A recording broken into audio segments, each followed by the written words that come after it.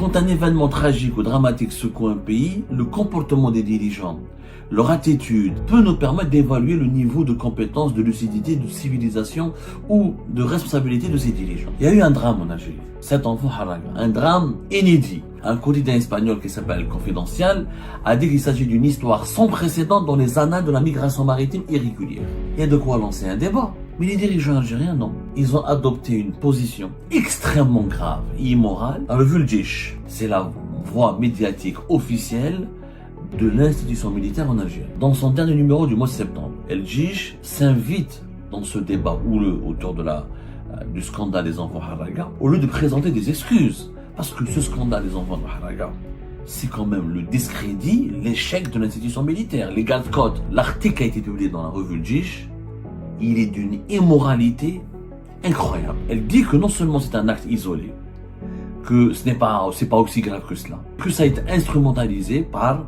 des officines étrangères et des voix dissidentes à l'étranger pour véhiculer une image erronée de l'Algérie. Ils ont lancé des campagnes de désinformation visant à ternir la réputation de notre pays et à discréditer les efforts de l'État devant l'opinion publique nationale et internationale. Ce qui préoccupe El Djish, c'est l'image et la réputation de l'État, pas le sort de ses enfants, pas le sort de la jeunesse algérienne. Quand un événement tragique ou dramatique secoue un pays, le comportement des dirigeants, leur attitude et celle de leurs proches peut nous permettre d'évaluer le niveau de compétence, de lucidité, de civilisation ou de responsabilité de ces dirigeants. Il y a eu un drame en Algérie, 7 enfants haraga, un drame inédit. Je parle qu'on le voit, la presse espagnole, elle est choquée, tout le monde est choqué. Un quotidien espagnol qui s'appelle Confidential a dit qu'il s'agit d'une histoire sans précédent dans les annales de la migration maritime irrégulière. Que des enfants arrivent le mercredi 3 septembre sur une plage d'Ibiza, une plage assez chic, parce qu'il y avait des clubs, c'est une plage vraiment assez chic, c'est pas une plage quelconque. La plage d'Ambossa, au Baléares, 7 enfants, dont la moyenne d'âge est de 15 ans. Ils arrivent à voler un bateau, à déjouer tous les dispositifs de vigilance des gardes-côtes et des autorités en charge de surveillance de la façade maritime du centre du pays, de la capitale, la Pérouse. C'est pas un port lointain. C'est pas un port situé dans une wilaya de l'extrême ouest ou de l'extrême est. C'est à 30 km de la capitale Alger. Ils arrivent à voler un bateau, à planifier un périple pour les emmener pendant 9 heures jusqu'en Espagne. Ils ont acheté du carburant, une grande quantité d'essence, sans personne ne les remarque, sans personne ne se doute de quoi que ce soit. Ils ont utilisé l'application mobile, ils ont abandonné leur scolarité, ils ont abandonné leur famille, ils ont fui leur pays, ils l'assument sur les réseaux sociaux, ils lui disent nous avons cherché une vie meilleure dans un autre pays. Face à tel drame, c'est la première fois, encore une fois, ce n'est pas la première fois que des mineurs non accompagnés ou des enfants haraga se retrouvent algériens sont identifiés ou accueillis en Espagne. Mais c'est la première fois que nous avons une embarcation 100% dirigée par des haraga enfants, par des enfants haraga. C'est la première fois qu'une embarcation connue, dont l'histoire a été rendue publique, dont l'histoire a été médiatisée par ses propres initiateurs, par ses enfants eux-mêmes. C'est la première fois que nous avons les preuves, les images, la voix et les sons qui témoignent de cette incroyable aventure de migrants de haraga enfants. Le moins âgé a 14 ans, le plus âgé a 17 ans, la plupart d'entre eux ont 15 ans. Face à un tel récit, face à une telle histoire, il y a de quoi être ébranlé, il y a de quoi être choqué, il y a de quoi réfléchir, il y a de quoi être sensibilisé, il y a de quoi lancer un débat. Mais les dirigeants algériens, non. Ils ont adopté une position extrêmement grave et immorale, qui est celle de la diabolisation des personnes qui veulent débattre, qui ont été choquées et qui ont dénoncé, qui cherchent à comprendre les raisons de ce drame. Et ils ont diabolisé les personnes et les individus qui ont voulu médiatiser ce drame ou qui ont voulu lancer une mobilisation générale de la société, de l'opinion publique nationale autour de ce drame. La revue Le Djish, c'est pas n'importe quoi. Khabar, Shorour, Nahar. C'est des quotidiens privés, c'est des outils de propagande, c'est des organismes privés, qu'ils soient bons ou mauvais, quelque part, ils incarnent uniquement les intérêts de leurs propriétaires et de leurs actionnaires. Et quand il faudra les accabler, on pourra accabler que leurs actionnaires et leurs propriétaires.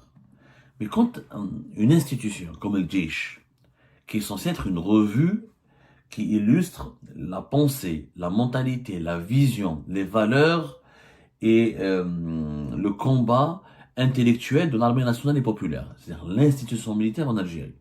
C'est la voix médiatique officielle de l'institution militaire en Algérie.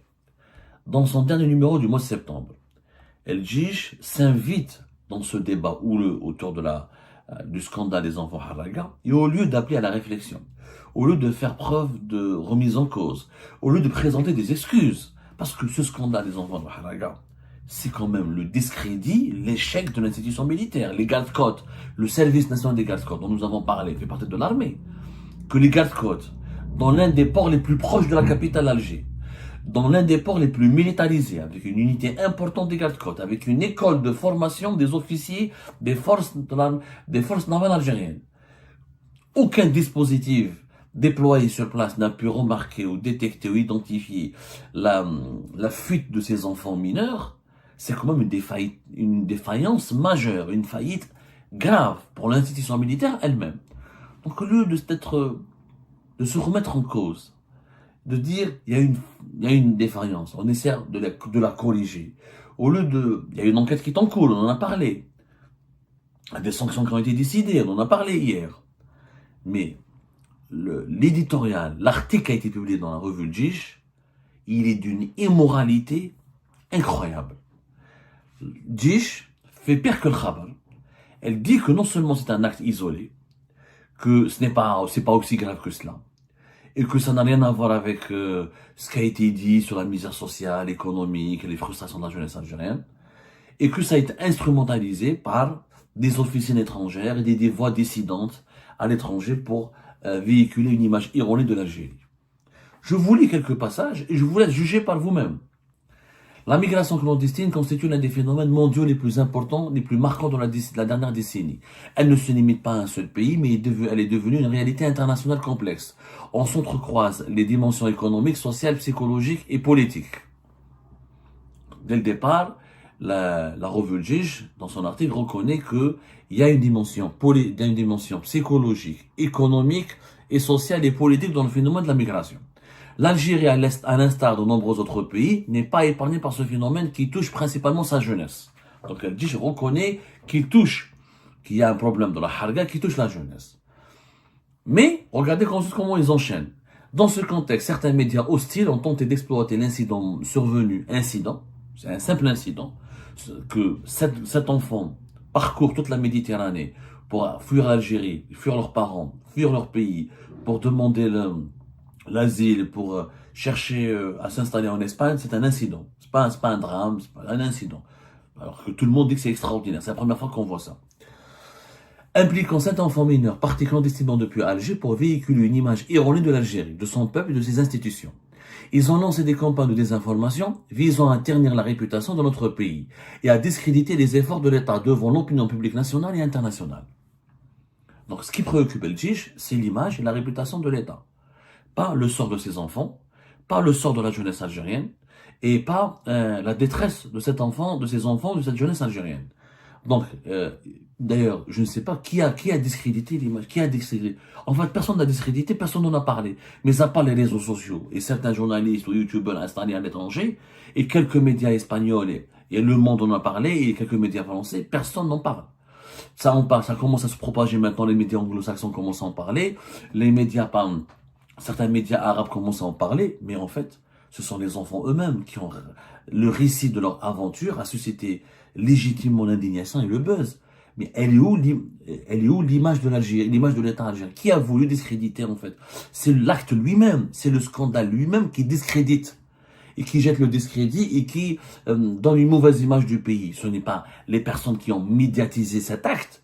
L'acte lui-même, il est suffisamment grave. Le scandale en soi, le fait que des enfants partent sans que leurs parents soient au courant, ou sans que leurs parents n'aient réussi à les empêcher, sans que les gardes-côtes n'aient réussi à les empêcher, sans que aucune instance officielle ou sécuritaire de l'Algérie n'ait réussi à les empêcher, et qu'ils disent que ces enfants construisent un discours sur le mal-être, sur leur malaise, et qu'ils expliquent comment ils ont fait, comment ils ont réussi cet exploit. Sur le plan technique, c'est un exploit.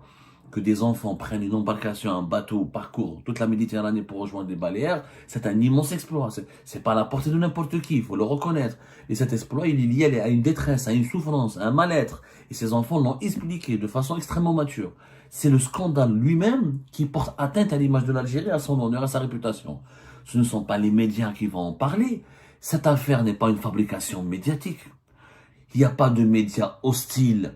Ce n'est pas c'est pas les médias. Il y a pas de médias. Les médias n'ont pas inventé cette histoire. Ils n'ont pas rajouté des détails. Ils n'ont pas menti. Ils n'ont pas surgonflé. Ils ont juste raconté ce qui s'est passé. Que des enfants, au moyen d'âge 15 ans, dont le plus jeune à 14 ans, un seul à 17 ans, ont réussi à parcourir toute la Méditerranée pour fuir leur propre pays, l'Algérie, qui n'est ni un pays en guerre, ni un pays touché par la famine, et dont les dirigeants disent tout le temps que c'est un pays émergent, que c'est une puissance africaine, puissance méditerranéenne, puissance régionale, et à la fin, des gamins ne veulent même pas vivre dans ce pays-là. C'est qu'il y a un problème. Donc les médias étrangers, ils en parlent. Pas pour insulter l'Algérie, pas pour la diffamer. Ils en parlent parce que le scandale, le fait lui-même, cette histoire, en soi, elle est extraordinaire.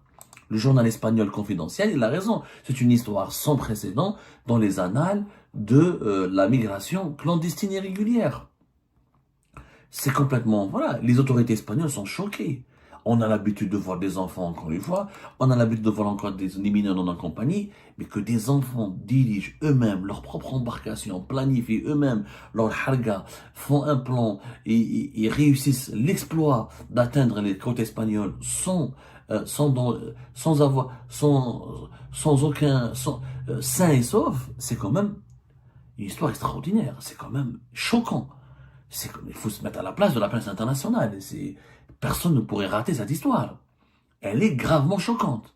Et l'Algérie, malheureusement pour elle, elle subit un préjudice moral, que ce soit les dirigeants politiques ou les dirigeants militaires. Mais, pour se défendre face à ce scandale, on parle de complot. Alors, regardez ce que dit El Jish. Cet incident demeure toutefois un acte isolé, qui ne saurait être généralisé ni considéré comme le reflet fidèle de la réalité de la société algérienne. L'amplification délibérée de cette affaire et sa présentation hors de son contexte naturel révèlent clairement l'existence d'agendas médiatiques malveillants visant à affaiblir l'image de l'Algérie et sa réputation sur la scène internationale. Un acte isolé. Un acte isolé, on a donné les chiffres. Presque 1500 enfants et haragas mineurs en Algérie sont accueillis et pris en charge et placés sur la protection des services sociaux en Espagne. 1500, c'est pas un acte isolé. On peut pas parler d'acte isolé. S'il y avait que ces 7 enfants, ça serait un acte isolé. Mais les mineurs non accompagnés et les enfants qui accompagnent avec leurs adultes, etc., c'est pas un acte isolé. Je continue. Regardez la gravité et les contradictions. Au départ, je reconnais qu'il y a des dimensions psychologiques, politiques, économiques au phénomène de l'immigration clandestine. Mais quand il s'agit de l'Algérie, il n'y a pas de dimension psychologique, il n'y a pas de dimension économique, il n'y a pas de dimension politique. Regardez ce que dit encore le Jish. L'examen attentif des faits démontre l'inanité des allégations propagées par certains partis hostiles. Qui sont-elles, ces partis, on ne sait pas. Il s'agit en effet d'enfants encore scolarisés, ce qui invalide les discours mensongers, limitant les causes de cet acte à des considérations sociales ou économiques. La réalité révèle d'autres facteurs plus graves, liés à la tentative d'instrumentalisation d'une catégorie vulnérable de la société, notamment via les réseaux sociaux pour dresser un tableau sombre de leur patrie. Alors là, selon le Jish, l'histoire de ces enfants haragas n'est pas liée à des difficultés économiques ou sociales qui caractérisent la population algérienne. La preuve, ils sont scolarisés. Donc, parce qu'on est scolarisé, il n'y a pas de difficulté économique et sociale. C'est quoi ce raisonnement? Dans beaucoup de pays pauvres, extrêmement pauvres, les enfants sont scolarisés, mais ils mangent pas à leur faim, ils vivent pauvrebement, ils n'ont pas de logement, ils n'ont pas d'accès à l'électricité, ils n'ont pas accès à Internet, ils n'ont pas accès... C'est pas parce qu'on est scolarisé qu'il n'y a pas de difficulté économique et sociale. C'est pas cela. Les difficultés économiques et sociales ne sont pas annulées parce qu'il y a la scolarisation. La scolarisation n'est pas un marqueur qui détermine la bonne santé de l'économie ou du bien-être d'une population. C'est pas un critère. C'est un critère de lutte contre l'analphabétisme, etc. Et scolarisé dans quelles conditions? Dans quelle école? Si on commence à approfondir la qualité, les recherches et les analyses sur la qualité et les conditions de scolarisation des enfants algériens, ça serait un autre débat. Ensuite, il dit que la réalité révèle d'autres facteurs plus graves liés à la tentative d'instrumentalisation. Mais personne n'a instrumentalisé, ce sont les enfants qui ont révélé cette histoire. Ce n'est pas Kamel Daoud, ou moi, Abdou Sammar, ou Sifawi, ou Zetot, ou MRDZ, ou Benzdera, ou Le Monde, ou la presse espagnole qui ont contacté les gamins pour leur demander de parler. Ce sont les gamins qui ont révélé leur histoire et qui ont fait des lives sur TikTok, sur les réseaux sociaux, qui ont exposé leurs images et qui ont raconté, qui ont expliqué leurs gestes. Et c'est le récit fait par ces enfants de leur propre aventure qui a marqué les esprits, qui a choqué. Ce n'est pas, moi par exemple, je n'ai pas parlé avec ces enfants-là, je ne les connais même pas encore, j'aurais aimé leur parler. Et je leur parlerai parce que je suis journaliste, parce que c'est mon devoir de journaliste d'aller à la rencontre de ces gens-là, d'expliquer comment on est à 15 ans, on veut fuir son pays en traversant la Méditerranée, on risquant sa vie pour aller s'exiler, pour aller vivre en Espagne. C'est quand même une démarche journalistique, pas légitime, nécessaire et urgente, existentielle même. Mais ce n'est pas la presse étrangère, ni les acteurs politiques algériens établis à l'étranger, ni les opposants algériens qui ont sorti cette histoire ou qui l'ont fabriquée. Ils ont accueilli, ils ont été ébahis, choqués, ébranlés comme tous les autres Algériens et Algériens parce qu'ils ont par ce récit. Ce récit leur a été balancé à la figure.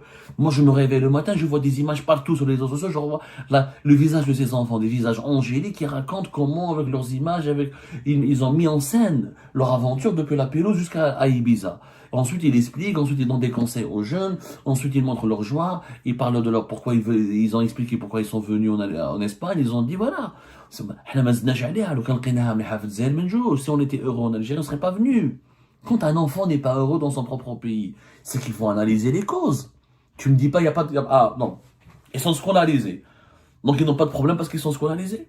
On peut être pauvre, on peut être malheureux, on peut être frustré, on peut ne pas manger à sa faim, on peut avoir des difficultés psychologiques, on peut ne pas être bien dans sa peau, y compris quand on est scolarisé. Donc, accuser les médias étrangers, les partis hostiles. Ensuite, elle dit, voilà ce qu'elle dit. Les intentions nuisibles apparaissent avec davantage de clarté à travers la surexploitation de cet incident, présenté comme une prétendue illustration de la société algérienne, alors que de nombreux pays connaissent des taux bien plus élevés de migration clandestine, sans que leurs institutions ne soient remises en cause. Cette approche sélective traduit une volonté manifeste de porter atteinte à la stabilité de l'Algérie et de nuire à son image à l'étranger. Complètement faux. Quand il y a beaucoup de migrants qui viennent du Maroc, le Maroc il est attaqué, il est critiqué. Quand l'affaire de Ceuta et de Melilla en 2021, entre 2021 et 2022, quand des milliers de migrants ont voulu entrer de force à Melilla, c'était en 2021 je crois. Il y a eu beaucoup de morts, etc. C'était en 2022, voilà, la crise migratoire de 2022. Tout le monde a critiqué le Maroc, tout le monde est tombé sur le Maroc, tout le monde a dénoncé la misère au Maroc, tout le monde a instrumentalisé. Voilà, c'est pas vrai. Et je suis désolé. Il dit que, mais en fait, ce qui touche, regardez, mais la dérive égocentrique. Extrêmement égocentrique. Celui qui a fait, d'ailleurs, je sais qui a fait ça, hein, on va en parler, du principal responsable de cette éditoriale extrêmement grave, qui jette encore plus de discrédit et qui implique encore beaucoup plus et qui aggrave l'implication de l'institut du régime algérien et de l'institution militaire, notamment dans le scandale des enfants Haraga. Parce que tout l'éditorial, il veut quoi? Il veut défendre l'institution. Pourquoi on porte atteinte aux institutions? Pourquoi on remet en cause l'institution? C'est que l'armée s'est sentie touchée, concernée par les critiques, ciblée et attaquée. Attendez, mais dans tous les pays, quand il y a des crises migratoires, on parle de la responsabilité de leurs dirigeants. Quand des Vénézuéliens, quand des millions de Vénézuéliens ont fui le Venezuela, la presse internationale, les spécialistes de la migration clandestine ou des questions migratoires ont attaqué, ont critiqué les autorités du Venezuela. Quand le Maroc, dans la crise migratoire de 2022, il a été critiqué, il a été attaqué. La Libye, quand elle maltraite et du trafic d'êtres humains avec les migrants subsahariens, elle a été attaquée, elle a été critiquée et ses institutions ont été remises en cause. Quand la Tunisie a maltraité les migrants et ses propres enfants et les migrants, la Tunisie, ses institutions et ses dirigeants ont été critiqués. Ce qui est la logique. Si le pays était bien dirigé, il n'y aurait pas de crise migratoire. Si le pays était stable et que la population de ce pays avait des droits sociaux et des droits politiques et qu'elle vivait bien, qu'il y avait une croissance économique, une justice sociale, les gens ne quitteraient pas leur pays. Il faut arrêter de mentir. C'est normal qu'on remette les institutions de ce pays en cause. Parce que quand il y a une crise migratoire, ça veut dire qu'il y a derrière une crise économique, il y a une crise sociale. La crise migratoire, une crise politique, la crise migratoire n'émerge pas comme ça toute seule. Les gens ne vont pas quitter leur propre pays comme ça sur un coup de tête. C'est pas vrai. C'est qu'il y a un malaise, c'est qu'il y a un problème.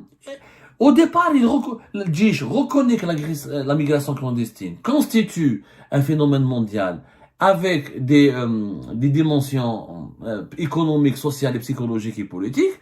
Et dans le cas de l'Algérie, non, il n'y a pas de dimension politique, il n'y a pas de dimension économique, il y a juste la dimension du complot. C'est un complot contre l'Algérie parce qu'on veut noircir l'image de l'Algérie. Mais on n'a pas besoin de noircir l'image de l'Algérie. L'image de l'Algérie a été noircie par elle-même, par ses propres dirigeants. Quand tes propres enfants se barrent et fuient et risquent leur vie pour aller à l'étranger, on n'a pas besoin de médias étrangers, on n'a pas besoin d'opposants, on n'a pas besoin d'activistes ou d'activistes subversifs. Le scandale, la réalité en soi, elle est suffisamment préjudiciable et noire et noircissante. Voilà, je vais inventer un nom. Noircissante, elle est suffisamment péjorative pour faire du tort au pays. Donc, t'as pas besoin d'acteurs étrangers. C'est complètement faux. Et à la fin, Djich donne des leçons de morale à la jeunesse. La jeunesse est appelée aujourd'hui à démontrer la même loyauté et la même détermination pour relever le défi actuel. Elle doit affirmer sa présence dans un monde traversé par des bouleversements. La loyauté. Ok, la loyauté des dirigeants à leur propre pays. On parle de la loyauté de la jeunesse à son pays. Et la loyauté des dirigeants à la jeunesse de ce pays.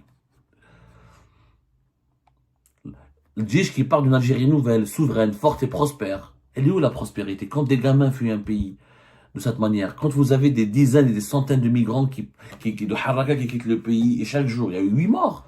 On n'en a pas parlé, on en parlera plus tard. Il y a eu entre 8 morts, 8 corps de Haraka qui ont été repêchés entre une semaine et 10 jours sur les plages espagnoles. Au début de ce mois de septembre. Quand les gens meurent, quand ils vont aller mourir, quand ils veulent mourir, personne ne veut mourir, quand ils prennent le risque de mourir juste pour fuir leur pays, c'est que ce pays ne va pas bien. C'est que ce pays va mal, c'est que ce pays n'est pas rassurant, c'est que ce pays n'offre pas, c'est que la population de ce pays vit dans l'insécurité, dans la misère, dans l'angoisse, c'est qu'il y a un problème. Et ben c'est la fin de cette vidéo les amis. Je vous remercie comme d'habitude pour avoir suivi jusqu'à la fin. N'oubliez pas de nous laisser vos commentaires et vos réactions sur la vidéo et de vous abonner à la chaîne si vous n'êtes pas encore abonné. Et merci aussi pour vos commentaires et vos discussions très animées dans la section des commentaires. Donc, vous n'oubliez jamais de décortiquer bien un sujet sur tous les points qui ont été abordés dans la vidéo et ça fait vraiment plaisir quand moi-même je ne fais pas de commentaires, je m'appuie sur vous pour que vous puissiez bien expliquer les choses et en faire des discussions civilisées et dans tout le respect possible. Donc voilà, merci beaucoup et à la prochaine dans une nouvelle vidéo. Au revoir.